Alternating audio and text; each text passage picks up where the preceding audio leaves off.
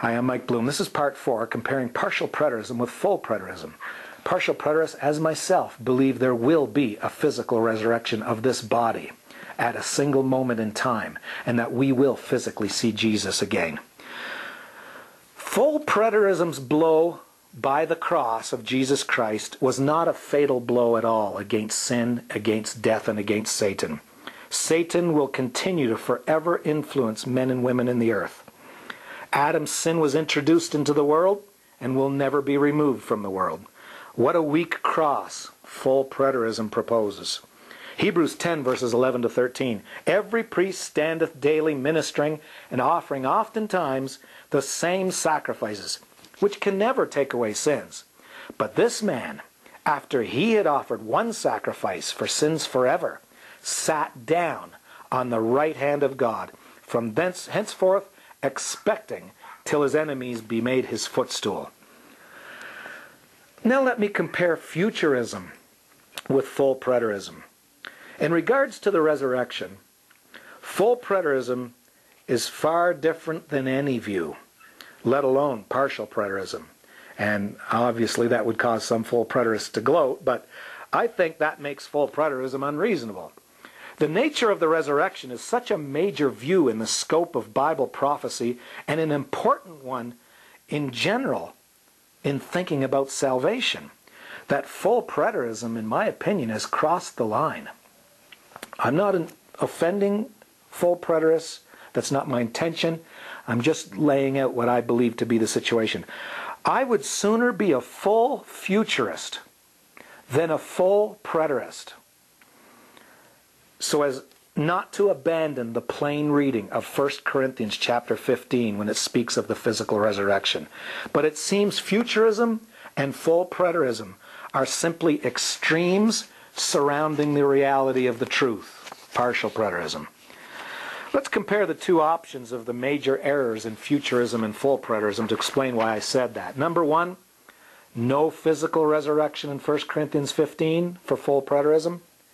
On the other hand, overlooking Old Testament prophetic language found in Matthew 24, for example, by futurists, so as to miss an AD 70 tribulation and coming of Christ in destruction.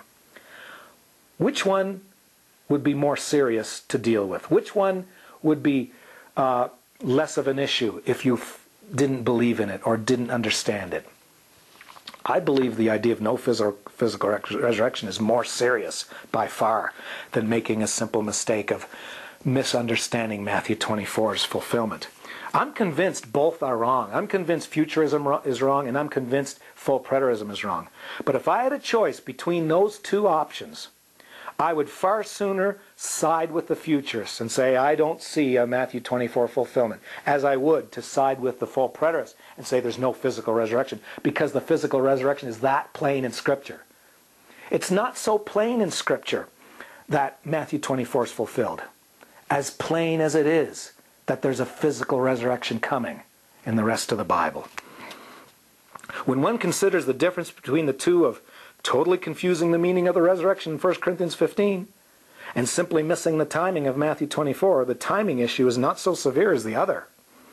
To interpret plain language in 1 Corinthians 15 in order to make full preterism fit is beyond me. It honestly is. I honestly believe nobody would ever get the full preterist explanation of 1 Corinthians 15 upon reading it without the compulsion to make an invisible resurrection occur in Matthew 24. All full preterists, in my experience, and I've talked to great ones, some of them are my friends, some people think I've discarded all of them because I've only seen a few that kind of are a bit unreasonable, but I have full preterist friends. All of them, in talking to them, reinterpret the plain reading of 1 Corinthians 15 for the sole purpose of making it fit. Since there cannot be a physical resurrection in our future, if there was an invisible resurrection in AD 70. If the early saints did not get one in AD 70, then how could we have one in our future? That's how they reason. So everything's an implication, everything's a derived conclusion. It's more understandable, in my opinion, to miss the Old Testament prophetic language in Matthew 24 and realize that the sun turning black, the moon to blood, and all that is only a metaphor for judgment, and coming in clouds is only a metaphor for judgment, rather than physically seeing these things. It's easier to miss that than it is to reinterpret the resurrection in 1 Corinthians 15.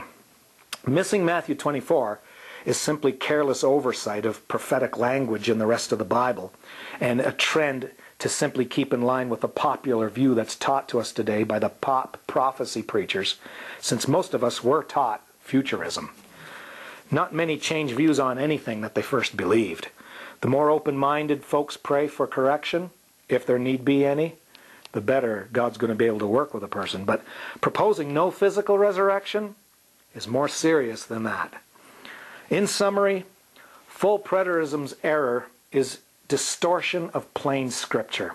Futurism's error is careless oversight of prophetic language and just reading things for face value without any research at all.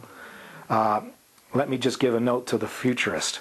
If you took your cultural metaphors 2,000 years ago, halfway around the world to Israel, and suddenly said to somebody who's criticizing another person, people who live in glass houses shouldn't throw stones, they would stop and scratch their heads and look at you. What on earth are you talking about? They didn't realize that you're speaking a common metaphor from our day, that you shouldn't criticize people if you got faults of your own. By the same token, I propose that's what has happened when people read coming in clouds and the sun turning to black and the moon to blood in Matthew 24 and thinking that's physically going to happen. No, it was a common biblical Hebrew metaphor for judgment occurring, and that's all. Stay posted. We're going to teach some more thoughts concerning full preterism and that there will be a rapture of the church.